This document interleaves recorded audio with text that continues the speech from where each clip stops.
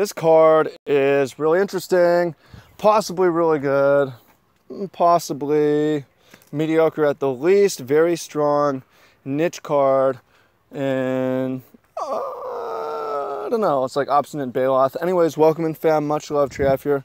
Hope you're doing great, hope you're having an awesome day, although you might not be. That's something that I've realized, especially looking at it's pretty interesting. Let me share this with you, something actually really real right now. So on Instagram, social media fucks with us.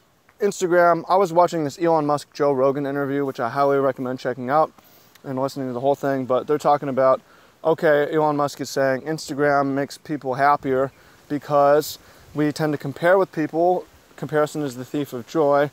Everyone makes their life look better on Instagram than it actually is. I'm guilty of that too. Although I want my life to be better, I think there's been times in the past year where my life is actually better offline than it looks online, because there's a lot of private stuff that's so fucking good that I can't share on social media.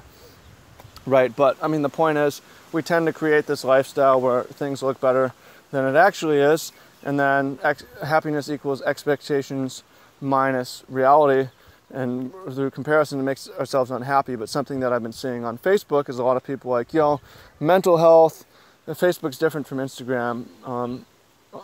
People saying like they have mental health problems, or they've been depressed, or they considered suicide. And then you look at all these artists like Avicii and Mac Miller and these other ones. And I have a friend who's on tour as a professional drummer, and he's going through those problems as well. But not everyone's happy. You're not going to be happy. If you need help, you can reach out.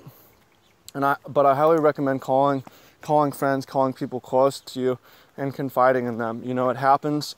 And one thing that I've come to realize as well is, like, no matter how life is good, you're still going to have a baseline happiness. You're still going to have an unhappiness. And also, life is full of seasons. It's full of peaks and valleys. There's going to be a winter. There's going to be a valley. There's going to be peaks. And whether you're at a peak in the past, like I was, one of the top players 2017, now I'm not even qualified, right? That's just the sort of thing that's going to happen, and you have to look forward to the future when you're at those peak valleys. And in the peaks, appreciate like, this is not my expectation for reality. I'm just running good. This is not going to last forever. So I hope that helps you a little bit to be a little bit happier and avoid some of the traps and pitfalls of modern society that makes people so unhappy. So for me, a lot of right now is things were so good and things are still good, but by comparison, maybe not quite as much. So I need to, for me, be like, okay, what's the next season? Wait for things to change. I'm excited for winter. I'm excited for spring. I'm looking ahead. I have long-term projects like books and programs and stuff. So hope that helps you. You're welcome to share in the comments down below. That was a lot more than I expected though. Let's go ahead and look at this card. 2 and a green, 4 mana for a hexproof 6/6. You can't cast non-creature spells. 2 mana, any player can use this ability to make 2 mana Nullhide Feryx to lose this ability. So you can, an opponent can make it lose hexproof to kill it for 2 mana, or you can pay 2 mana and then you can cast an instant or sorcery. If a spell or ability an opponent controls causes you to discard Nullhide Feryx, you put it onto the battlefield instead of putting it in your graveyard. So that's the most broken thing you can do with it. If the opponent has like a random, basically a Liliana type discard where it just makes you discard something of your choice, you can put it into play, and that's pretty fucking savage.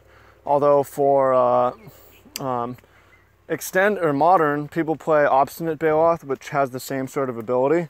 Although importantly, I think the 4 life is actually a big deal, because that lets you board it against red decks also. And the Obstinate Baloth, important thing, is lets you still cast your Scapeshift or your Through the Breach, because those are the type of decks that tend to play that effect. So I think that this is not going to replace Obstinate Baloth in Modern, and probably will not see. We'll see some Modern play, but I think Obstinate Baloth will win out in the long term. However, this is a strong standard card. It's a 4 mana 6/6. That's fucking big, right? And it doesn't really have too strong drawbacks. You can play it in green-black with Assassin's Trophy and just have massive fucking creatures, throw it out on the 3rd turn with the Llanowar Elves, play only a few non-creature spells in this deck and just focus on the biggest fat. You know, this is ramps nicely into Ghalta. That's half the cost of it. Yeah, you're going to be weak to sweepers like Settle the Wreckage, but that's not a game killer because you're just going to have bigger creatures than everyone else. So I think it's a pretty strong card altogether that, to me, this will definitely see play in Standard, and it'll see a lot more play also if there's discard. And that will create some interesting leveling though, where if you're like playing a discard deck, I don't even know what those cards are, but if you're playing a discard deck against green, you got to be aware of this even in the first game, because this is a main deckable card for stats. But post sideboard, you're going to want to sideboard out your discard, and then are they going to side this up? Probably not, just because of stats again. So it's going to make discard a lot worse than Standard, because if the top deck is ever using discard, probably just get wrecked by this, like Liliana plus 6/6 into play, fuck you. That's fucking good, right? It's also a mythic, so pretty sweet card. It's also really unique. There's a lot to think about, and that's the fun in this. That's one thing I've realized. So I haven't been playing very much Magic this year. I've been watching and playing some games, like played a little Settlers of Catan, Cities and Knights, played a little bit of chess, but haven't been playing too many games.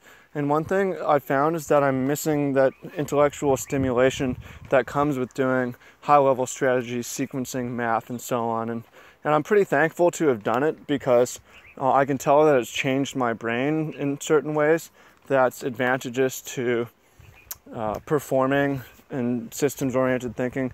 It's not that like I'm smarter than people, but I've been trained my brain in a certain way through Magic. So really grateful for that, and I'm excited to get in, and I just have a fun time looking at cards like this, where it's like, okay, makes me a little bit smarter. So interesting stuff. Let me know what you think in the comments, if this is what you're doing with this card or what your prediction is. And oh yeah, of course, those of you who made it this far and are serious players and want to get better and want to be part of a group and want to be part of a team and want to be part of something bigger and want to get good feedback and want to get better faster and want to play on the Pro Tour, you want to accomplish your goals, then you should definitely check out our revamped Magic Mastermind group. Link to that down below. Check it out. Definitely worth it if you're a serious player. Nothing like it. Nothing that's been around as long. Nothing with as many active coaches. Nothing that's going to help you achieve your goals in Magic faster. So make sure to check that out. And then, of course, share in the comments down below what you're doing with this card. Appreciate you. Thank you. And I look forward to hearing what you have to say. Talk to you soon. Peace.